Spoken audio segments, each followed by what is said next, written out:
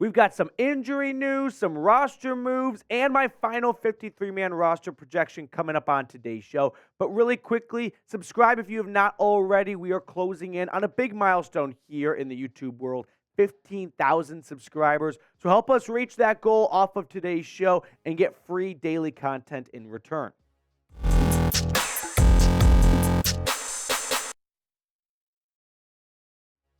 Coming up on today's Broncos Breakdown, we've got some big injury news to get to involving K'Waun Williams, the nickel corner. And then we're going to go look over the first batch of roster moves that were made as Denver has to trim their roster from 90 players down to 53 by 2 o'clock Mountain Time on Tuesday. And then I have my updated / final 53-man roster projection. None of the guys that are on screen right now were a part of my 53-man roster projection. But we do have some roster cuts to go over to keep you guys up to speed. And, of course, the most notable name of the bunch, Kendall Hinton, was released / waived yesterday. A legend, a Hall of Famer, a Broncos legend forever. I don't think this is necessarily the end of the road for him in Denver, but being a part of the first batch of roster cuts, maybe they decided we want to go a different direction. Other roster cuts include wide receiver J.J. Koski and Nick Williams, Isaiah Prince on the offensive line, and then defensive back Delonte Hood were the 4 other guys waived by Denver. Now, when we look at the wide receiver room, we're starting to get a better picture of it, of course, as Denver moved down from 3 guys, but there are still some more moves to be made. They have to go from 85 now down to 53, but I do wonder if the Kendall Hinton release means they don't believe Jerry Jeudy is going to be gone for too long. Otherwise, Kendall Hinton would have been a good player to have still have on your roster as an insurance piece, but we're losing out on number 2, number 9. I mean, there's no words to describe what Kendall Hinton did for this team back in that awful day in 2020. Nevertheless, he goes down as an all-time legend for this team. You can't tell the story of football without talking about the Kendall Hinton game. So type his initial jersey number back when he played quarterback for that one fateful day against the Saints. Type 2 down in the comment section. Hopefully, Roger Goodell sees this and he goes, you know what? I've got that big commissioner power. We're going to put him on to the NFL Hall of Fame ballot for next year. So type 2 in remembrance of what was an incredible career for Kendall Hinton. If it is over in Denver, would not be blown away if they bring him back on the practice squad. But I think being a part of that first initial cuts, to me, signals they want to go a different direction. He was very good on special teams, but he never really stood out as a wide receiver. Now, next up on the show, we're going to go over my updated roster projection, and in that, we're going to reveal the K'Waun Williams injury news that came out once we get to the cornerback room.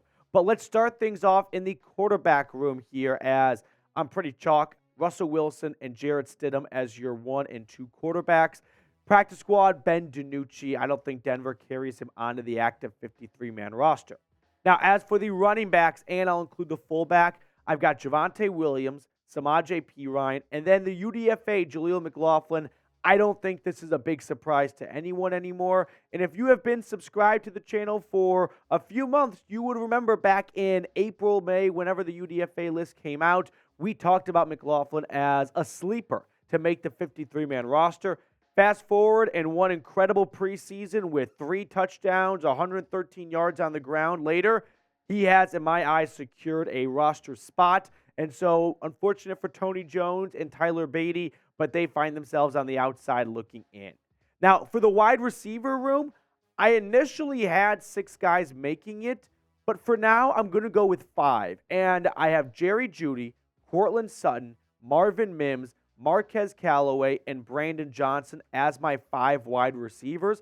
This is not to say Denver's only going to have 5 wide receivers on their roster week 1.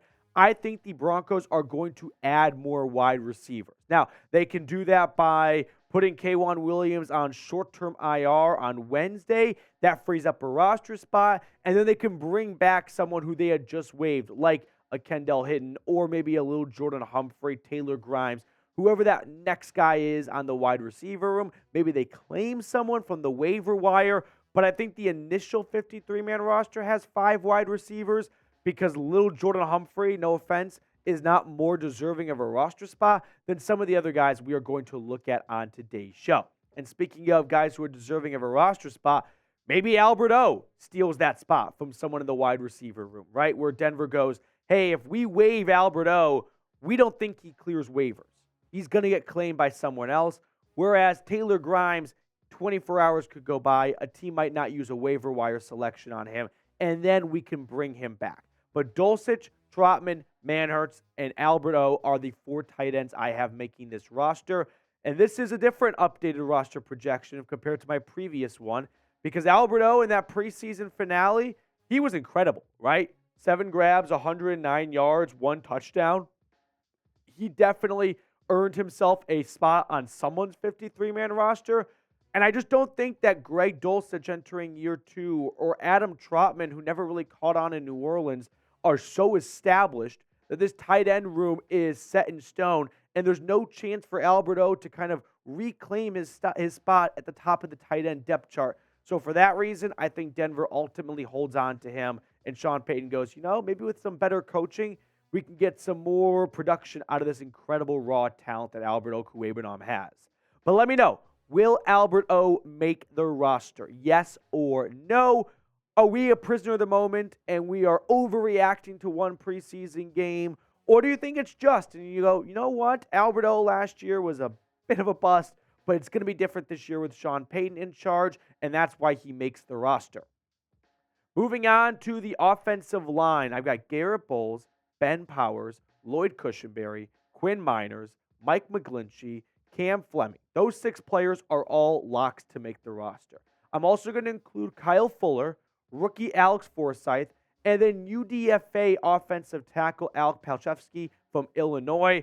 At the end, I think Denver carries 9 offensive linemen on their initial 53-man roster. But again, I could see the Broncos adding a guard because they don't have that Graham Glasgow that they had last year who filled in when Quinn Miners went down, and even Dalton Reisner missed a game. So I think the Broncos might be looking for a guard to add, unless they're confident that Kyle Fuller or Alex Forsythe or even Palchevsky could move over to guard in a pinch.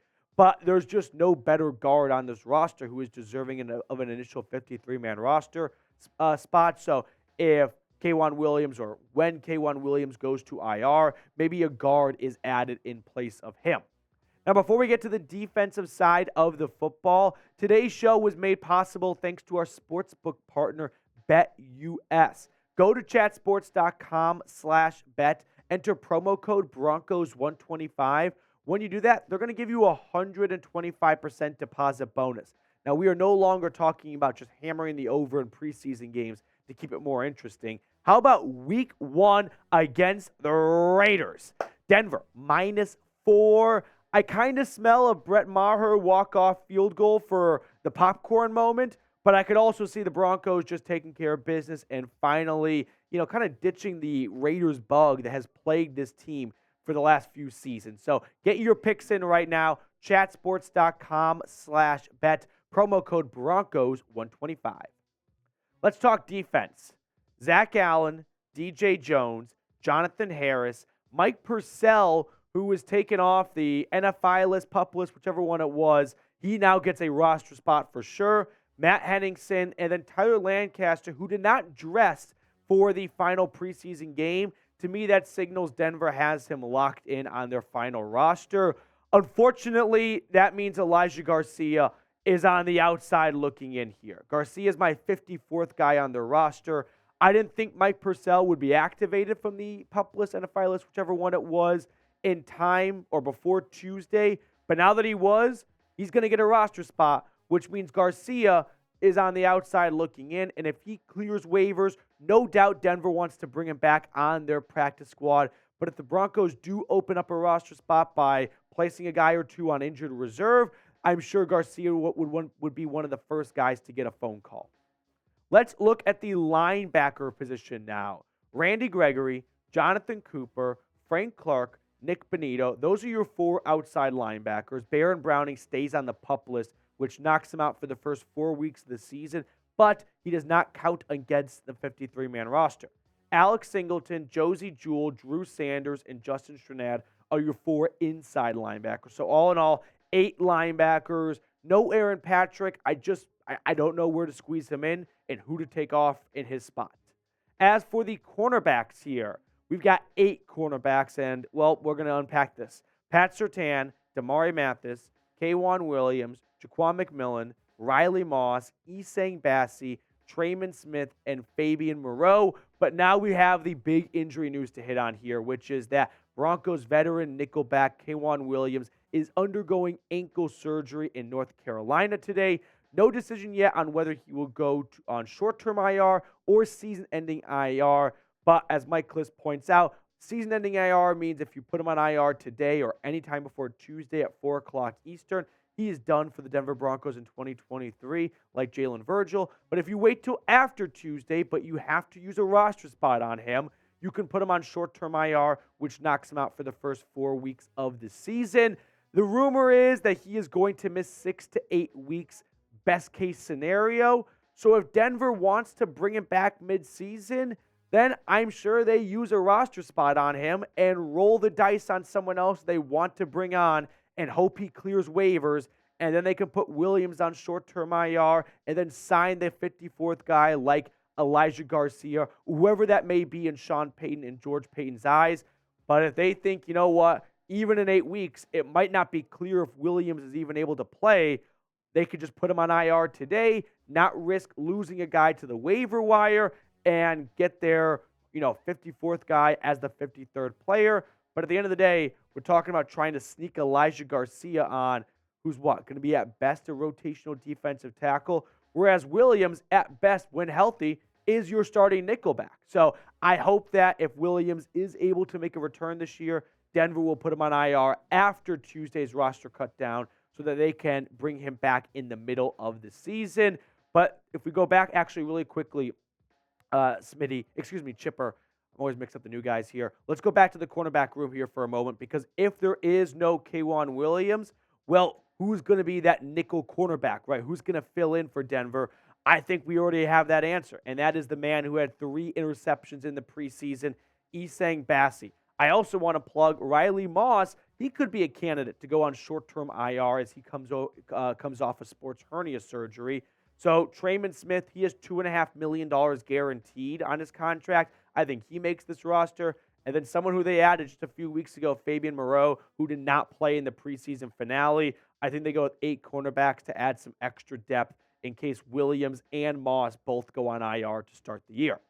Now let's move on to the safety room. Justin Simmons, Kareem Jackson, Caden Stearns, and J.L. Skinner. Because of the injuries at the safety department, I think Denver has to bring on an extra corner, which comes at the price of, well, not a 5th safety. And that 5th safety would be Lil'Jordan Humphrey, the 5th-round pick last year out of Oklahoma. Really good on special teams. And that might get him a roster spot. And I'm not too confident in cutting Lil'Jordan Humphrey, but he would be one of those guys that quickly gets a phone call if you put Riley Moss and Williams on short-term IR. You free up 2 roster spots. You bring back someone like DTY here. So Lil'Jordan Humphrey on the outside looking in, I just think they're going to give the nod to the rookie J.L. Skinner, who they just selected with the 6th-round draft pick this past NFL draft. And to wrap it up, our special teams unit, Brett Maher, Riley Dixon, and Mitchell Fabioni, those are your 51 through 53rd players on the roster. No big surprises here. So correct my roster projection, though. Where did I go wrong? Who did I leave off that you think gets on? Or who did I put on my 53-man roster projection that you think no way actually makes the roster? Let me know down in the comment section. It's always good to see what feedback you guys have.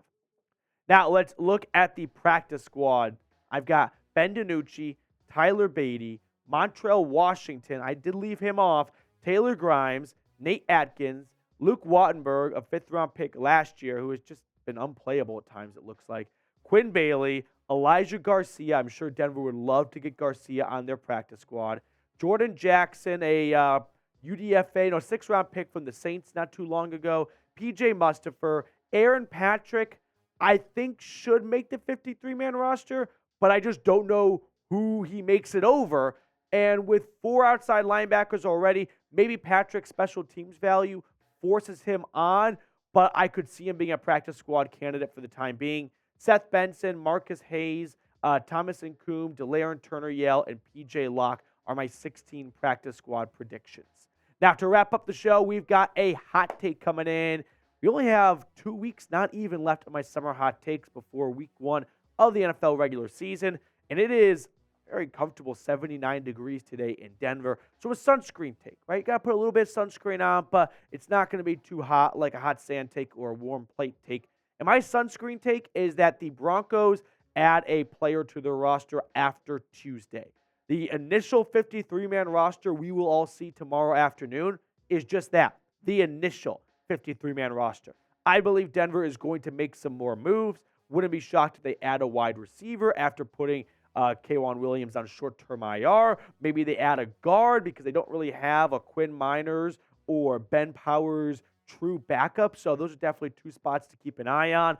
But the initial 53-man roster will be just that, an initial 53-man roster. Keep your head on a swivel for more roster additions after Tuesday.